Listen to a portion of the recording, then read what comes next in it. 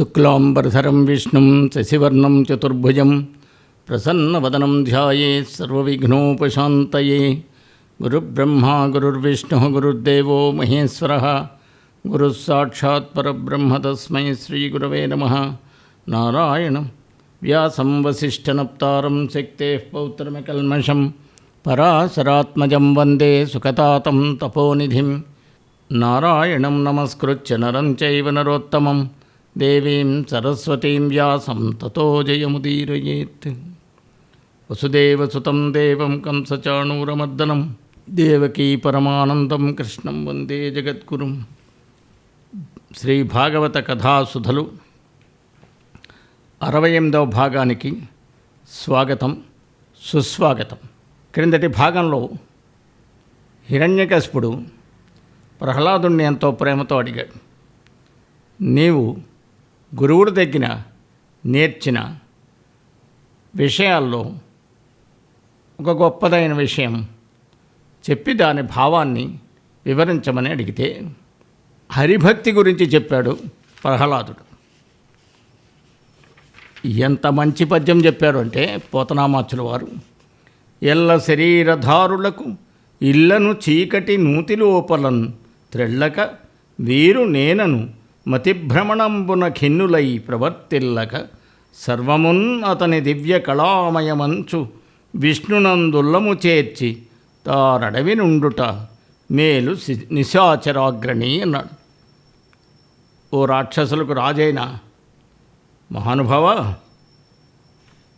మానవులందరూ వారి వారి ఇల్లు అనే చీకటి నూతిలో పడిపోకుండా మీరు మేము అనే భేదభావంతో అఖండ తత్వభావనను విడిచి ప్రవర్తించక ఈ సమస్త ప్రపంచము ఆ పరమాత్మ యొక్క దివ్యమైన లీలా విలాసమే అనే సత్యాన్ని గుర్తించి విష్ణువులో తన మనస్సును చేర్చి అడవిలలో ఏకాంతంగా ఉండడం మేలు అని నా అభిప్రాయం.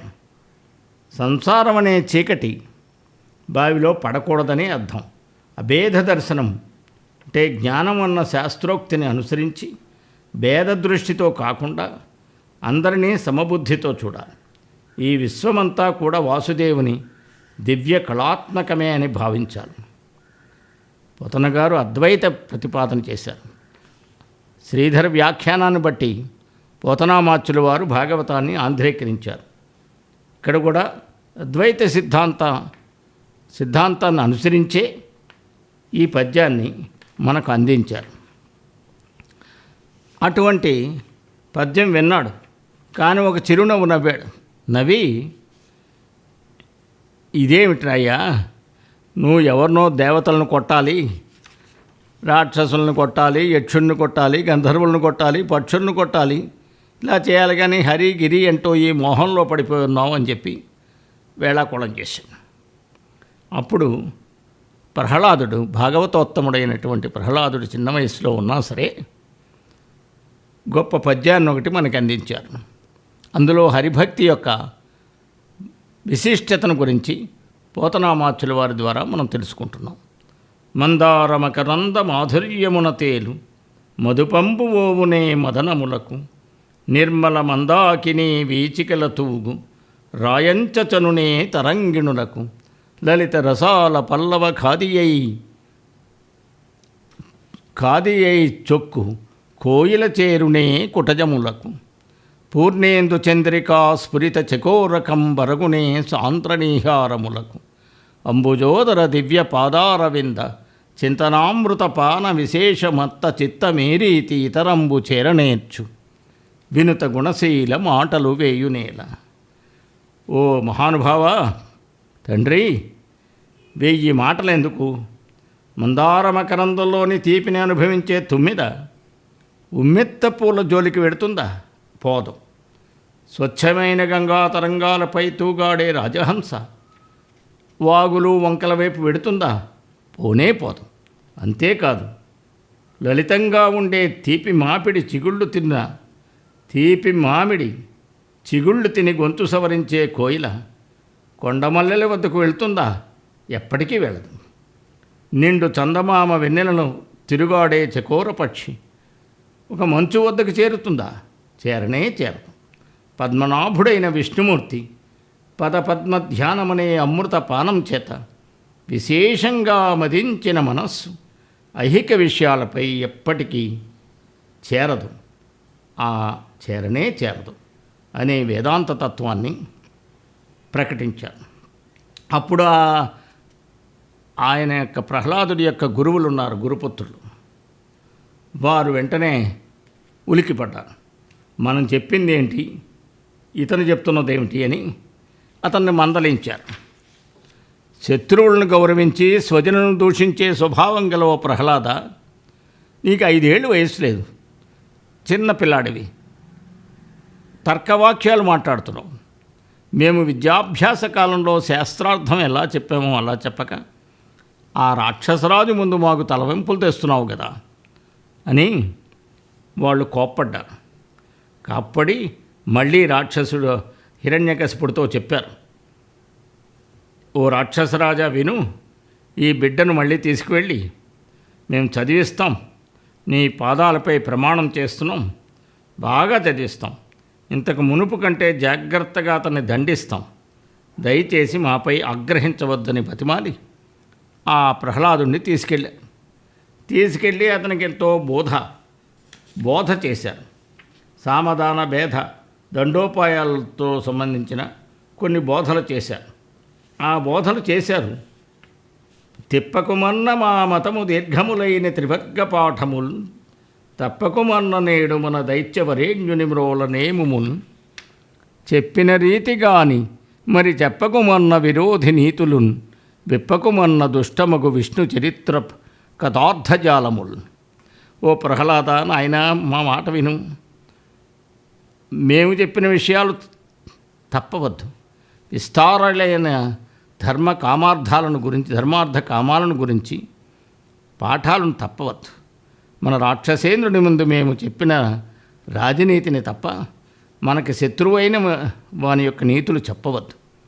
చెడ్డవైన విష్ణు కథా చరిత్రలు వెల్లడించవద్దు అని చాలా బుజ్జగించి చాలా శిక్షణ ఇచ్చి మళ్ళీ తీసుకెళ్ళి వారికి చెప్పారు, అయ్యా మేమెంతో కష్టపడి చాలా బోధ చేశాం, శిక్షించితిమి అన్యములగు పక్షంబులు మాని నీతిపారగుడన్ అయ్యన్ రక్షోవంశాధీశ్వర వీక్షింపుము నీ కుమారుని యొక్క విద్యాబలమున్ అన్నారు. శిక్షించితిమి అన్యములగు పక్షంబులు మాని నీతి పారంగుడయ్యన్ రక్షోవంశాధీశ్వర వీక్షింపుము నీ కుమారు విద్యాబలమున్. విద్యాబలం యొక్క సార్థక ప్రయోజనం, విద్యాబలం గొప్పది. విద్వాంసుడే సకల లోక పూజితుడు. ఆ బలం అన్నిటినీ విజయాన్ని ప్రసాదిస్తుంది. గురువులు నేర్పింది శాస్త్రబలం, ప్రహ్లాదుడు నేర్చుకున్నది ఆధ్యాత్మిక విద్యాబలం. విద్య అంటే ఆధ్యాత్మిక విద్యే అని శాస్త్రవచనం. ఆయన దగ్గరికి వెళ్ళి హిరణ్యకశిపుడి దగ్గరికి, నీ కుమారుని బాగా మేము శిక్షించాం, అతని ఇతర పక్షాలు మాని నీతి కోవిదుడయ్యాడు, నీ బిడ్డ యొక్క విద్యాబలాన్ని నీవు పరీక్షించి చూసుకోమన్నారు. అప్పుడు నీవు గురువుల వద్దకు వెళ్ళి చాలా కాలమైంది ఓ పుత్ర అంటూ హిరణ్యకశిపుడు అంటున్నాడు. మీ గురువులు వెతికి నీకు ఏ విషయాలు చెప్పారు, ఏ మార్గంలో ఎంతవరకు చదివించారు, నీ విద్యాసారం తెలుసుకోవాలని ఉంది. నీకు నేర్చిన శాస్త్రంలో ఒక పద్యాన్ని చెప్పి దానికి అర్థంతో పాటు తాత్పర్యాన్ని కూడా వివరించు నాయనా అన్నాడు. బిడ్డలకు మొదటి గురువు తండ్రి, పిదప విద్యాబుద్ధులు చెప్పినవాడు గురువు. గురుకులంలో చదువుకున్న శిష్యుణ్ణి ఆ పాఠాలు నేర్పిన గురువుని పరీక్షించడం ఒక విధానం. ఆ పాఠాలు నేర్పిన గురువు పరీక్షించడం ఒక విధానం. తల్లిదండ్రులు కూడా విద్యావంతులైతే ఆ బిడ్డల్ని ఇంటికి వచ్చినప్పుడు పిలిపించుకొని వారి విద్యా విజ్ఞానాలు ఎలా ఉన్నాయో తెలుసుకోవడానికి ఓ పద్యం చెప్పి దాని తాత్పర్యాన్ని అడిగి చెప్పిన విధానాన్ని బట్టి పరిశ్రమను అంచనా చేయడం కూడా ఒక పద్ధతి. అప్పుడే పాఠం చెప్పిన గురువులకు తల్లిదండ్రులకు ఆ బిడ్డలపై శ్రద్ధ ఏర్పడుతుంది. హిరణ్యకశిపుడు రాక్షసరాజైన లోకంలోని తల్లిదండ్రులకు ఆదర్శాత్మకమైన బోధ చేశాడు. ఈ నవీన కాలంలో కూడా పిల్లల్ని వసతి గృహాల్లో పెట్టి అక్కడే విద్యాభ్యాసం చేయిస్తున్నారు. అప్పుడప్పుడు తల్లిదండ్రులు వారింటికి వచ్చినప్పుడు వారి విద్యాభ్యాసం యొక్క పురోగతిని పరీక్షించాలి అన్న సందేశాన్ని, బోధని శ్రీ భాగవతం ఈ ప్రహ్లాద చరిత్ర ద్వారా మనకు తెలియజేస్తుంది. చదివించిరినను గురువులు, ప్రహ్లాదుడు చెప్తున్నారు, చదివించిరినను గురువులు చదివితి ధర్మార్థ ముఖ్య శాస్త్రంబులు, నే చదివినవి కలవు పెక్కులు చదువులలో మర్మమెల్ల చదివితి తండ్రి. గొప్ప పద్యం. మా గురువులు చాలా బాగా చదివించారు నన్ను తండ్రి. ధర్మము అర్థము ప్రధానంగా గల శాస్త్రాలు నేను చదివాను. నేను చదివినవి చాలా ఉన్నాయి. 1000 మాటలెందుకు, చదువులలో దాగి మర్మాన్ని తెలుసుకున్నాను, చదువులలో ఉన్న రహస్యాన్ని తెలుసుకున్నాను అంటున్నాడు. చిన్నపిల్లలు కూడా చిన్న తరగతులు చదువుతున్నప్పుడు తల్లిదండ్రుల దగ్గరికి వస్తారు. ఏం చదువుకున్నావయ్యా అని కుర్రవాడిని అడిగితే ఎన్నో చదివాను అంటాడు. అదేవిధంగా ప్రహ్లాదుడు ఎన్నో చదివాను అన్నాడు. కానీ ఇక్కడ అర్థం వేరు. చదువులలో రహస్యం కూడా చదివాను అన్నాడు.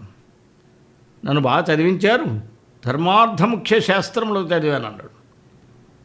ఇక్కడ ప్రహ్లాదుడు తండ్రి వాస్తవానికి బోధించమన్నది ధర్మార్థ కామాలు మాత్రమే. గురువులు కూడా అలాగే చెప్పారు. కానీ తండ్రి అడిగినప్పుడు చదివితి ధర్మార్థ ముఖ్య శాస్త్రంబులు అన్నాడు. ఈ మాటల్లో ధర్మము అర్థము ముఖ్యమైన శాస్త్రాలు అని అర్థం. త్రివర్గంలోని ధర్మార్థాలు మాత్రమే కాదు, అవే కాదు చదువుకున్నాడు అనిపించింది, ఇంకా చదివాడు. అతనికి కామశాస్త్రంపై దృష్టి లేదు. మరొక అర్థం ఏమిటంటే ధర్మార్థ ముఖ్య శాస్త్రములు అంటే ధర్మము యొక్క అర్థాన్ని వివరించే అంశాలు చదువుకున్నానని చెప్పవచ్చు. ఇప్పుడు అర్థకామాలు రెండూ ఉండవు, కేవలము ధర్మమే ఉంటుంది. అది కూడా భగవత్పరమైనదిగా ఉన్నదని ప్రహ్లాదుని భావం. చదువుల రహస్యమంతా పరతత్వాన్ని బోధించడమేనని ప్రహ్లాదుని యొక్క భావం. ఇప్పుడు పద్యం అడిగారు కదా హిరణ్యకశిపుడు, పద్యాన్ని చెప్తున్నాడు. తను హృద్భాషల సఖ్యమున్ శ్రవణమున్ దాసత్వమున్ వందనార్చనములు సేవయు ఆత్మలో ఎరుకయును సంకీర్తనల్ చింతనంబను ఈ 9 భక్తి మార్గముల సర్వాత్మున్ హరిన్నమ్మి సజ్జనుడై ఉండుట భద్రమంచు తలంతున్ సత్యంబు దైత్యోత్తమా. ఇక్కడ ప్రధానమైనటువంటి ఒక భేదం ఉంది. వేదవ్యాస మహర్షి సంస్కృత భాగవతంలో శ్రవణం కీర్తనం విష్ణో స్మరణం పాదసేవనం అర్చనం వందనం దాస్యం సఖ్యం ఆత్మనివేదనం అని 9 విధములైన భక్తి మార్గాలను ప్రబోధించారు. అవి త్రికరణ శుద్ధిగా పాటించాలని తనుహృద్భాషలు, తనువు అంటే శరీరము, హృదయము, భాష అంటే 3 త్రికరణ సిద్ధిగా పాటించాలి, అనుష్ఠానంలో తెచ్చుకోవాలని పోతన గారు ఆ పదాన్ని కూడా చేర్చారు అనువాదం చేస్తున్నప్పుడు. ఇక్కడ 9 భక్తి మార్గాలు చెప్పారు. 1 స్నేహం, భగవంతుడితోటి స్నేహం కుచేలుళ్లాగా. శ్రవణం, పరీక్షణ్ మహారాజులా భాగవతం వినడం. దాస్యం, ఆంజనేయ స్వామిలాగా దాస్యం చేయడం. వందనం, పృథు చక్రవర్తిలాగా. అర్చనము, సేవ, ఆత్మలో అన్నింటినీ గ్రహించు నేర్పు. సంకీర్తనం, త్యాగరాజస్వామి. నిరంతర భావన, ఆత్మసమర్పణ అంటే బలిచక్రవర్తి. ఈ విధంగా 9 భక్తి మార్గాలను మనసా వాచా కర్మణ త్రికరణ శుద్ధిగా పాటిస్తూ సర్వాత్ముడైన విష్ణువును నమ్మి సాధుపురుషుడై ఉండటం సత్యమని, శ్రేయస్కరమని నేను భావిస్తున్నాను అని ప్రహ్లాదుడు చెప్పాడు. ఇంకా అంతటితో ఆగకుండా అంధేందూదయముల్ మహాబధిర సంఖారావముల్ మూక సద్గ్రంథాఖ్యాపనముల్ నపుంసక వధూకాంక్షల్ కృతఘ్నావళీ బంధుత్వంబులు భస్మహవ్యములు లుబ్ధద్రవ్యముల్ క్రోడ సద్గ్రంథంబులు హరిభక్తి వర్జితుల రిక్తవ్యర్థ సంసారముల్. గుడ్డివానికి ఎంత వెన్నెలున్నా తెలియదు. అదేవిధంగా శంఖం యొక్క ధ్వని చెవిటివానికి వినిపించదు. మూగవాడు మంచి గ్రంథాలు చదివినా వాటి భావాలను వ్యక్తం చేయలేడు. కృతజ్ఞులతో బంధుత్వం వహించుట పూర్తిగా వ్యర్థం. బూడిదలో హోమద్రవ్యాలు వేయడం నిరుపయోగం. లోభి వాని వద్ద ఎంత సంపద ఉన్నా దానివలన ఉపయోగం లేదు. ఒక పందికి సుగంధాల ప్రయోజనం సిద్ధించదు. మంచి వాసన వస్తున్నా పందికి ఏం తెలుస్తుంది? ఈ విషయాలన్నీ ఎలాగా నిరుపయోగాలో అలాగే విష్ణుమూర్తిపై భక్తి లేని జనుల యొక్క జీవితాలు కూడా నిరర్ధకాలే అని ఘంటాపథంగా పల్లగుత్తి చెప్పామంట కదా. ఆ విధంగా ప్రహ్లాదుడు హిరణ్యకశిపుడికి చెప్తున్నాడు. ఇంకా కొన్ని అద్భుతమైన పద్యాలున్నాయి, వచ్చే భాగంలో పరిశీలిద్దాం. సర్వం శ్రీకృష్ణార్పణమస్తు. స్వస్తి.